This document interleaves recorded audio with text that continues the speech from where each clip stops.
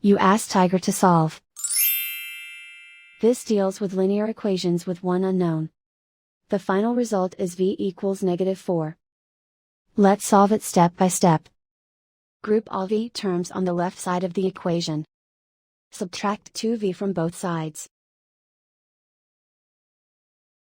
Simplify the arithmetic. Group like terms.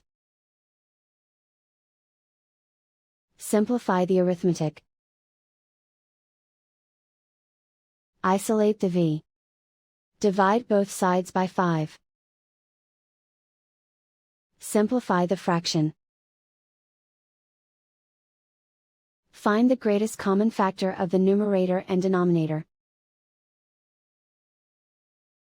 Factor out and cancel the greatest common factor. And so the final result is v equals -4.